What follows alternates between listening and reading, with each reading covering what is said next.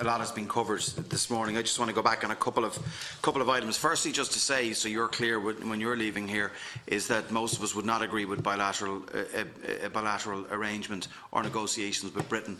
I, on behalf of my party, rejected that when that was floated post the House of Lords report. So I don't believe that that would be in our interests indeed. But I would say that that is where it is right now, as long as our interests are considered and included in the EU negotiations with the with the United Kingdom.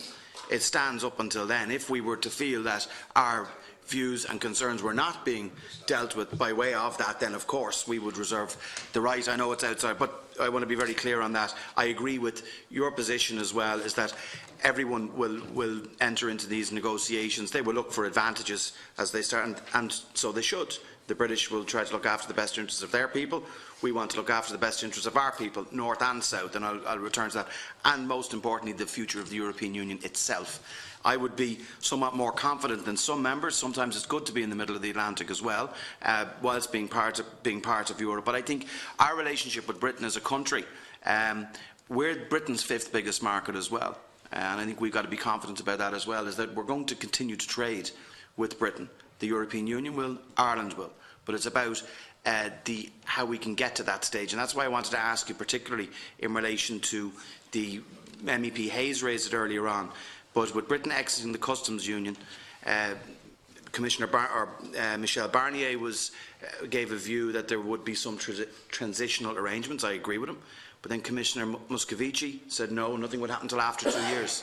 That would be dangerous, I think, for all. I think that we should be realistic about how, particularly with regard to customs and trade, that is being done. I understand that there are people on both sides of the fence that don't particularly like each other and don't like the fact that Britain are leaving, and that sometimes there'll be a feel, that we need a big stick to punish people. That's not in anyone's interest. And it isn't. It's not in Ireland's interest or in the European Union's interest. So I would ask you maybe to clarify that from a Commission perspective. Is it Moscovici or is it Barnier? Which is it? Or is there a third person in the middle who makes some sense of this? I would ask, and I've put this by way of parliamentary question to our government here, in relation to the Commission's view about an EU reform fund and about taking it away, that there are unique elements with Ireland. There are other countries that trade extensively with Britain and vice versa as well. So the relaxation of state aid rules for certain sectors is, I believe, something that should be looked at. Most crises just fall on your lap. They just happen. And every government and people and every country has to deal with it. Here's a crisis we know is coming down the track. We can plan this one.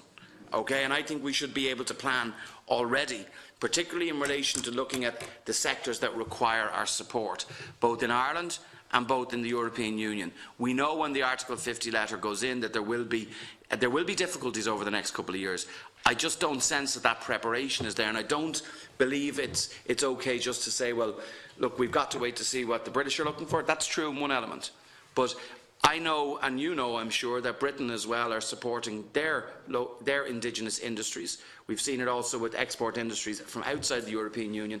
We don't know what support Britain has been giving some of the car manufacturers. You better believe it's probably better than the EU supports that have been giving Irish companies, for argument's sake, or Dutch companies for that matter. So I really think we should look at that again. Will you give a commitment that would be looked to relax the state aid rules, the creation of an EU reform fund that all countries or sectors could actually apply to, not just Ireland? I was very heartened, and I'll conclude it coherently now in 2 moments on this, is your own comments about head versus heart. And I do believe you can't fight anti-EU sentiment with spreadsheets and with pie charts. You're 100% correct. But I really think what we've got to try to do is to be positive as well, to show that what has been positive about the European Union.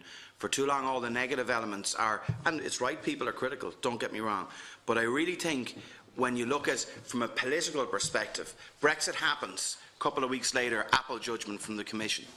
Like, is anyone, I wonder, I thought that the Commission were the best and the brightest of the European Union, but even the timing, and I still believe that the Commission have overstepped the mark on that. I think we've got to be more conscious of the EU itself and how our people feel within the EU, because I, for one, want to see the European project move forward. But I think I'd be particularly interested in those couple of items that I have raised with you. Obviously, the very final thing, clearly, is in relation to the common travel area, which is reaffirmed under the Treaty of Amsterdam. That's not something that we believe in any way, shape or form is for negotiation. We will have the largest amount of European Union citizens living outside the EU, which is Irish citizens in the north of Ireland, which we have a duty of care to in Ireland under the Good Friday Agreement and previous international treaties. So that is the unique case. That is the unique element of it, of hundreds of thousands, and indeed over 1 million people who will be more than entitled to Irish citizenship and by extension then EU citizenship. Ain't going to be easy the next couple of years, but I think if we could look at those couple of items, I do welcome your engagement here today. It's very useful. So, Garmagod O'Kearley. Thanks, Deputy Senator Coughlin. Thank you very much, Chairman.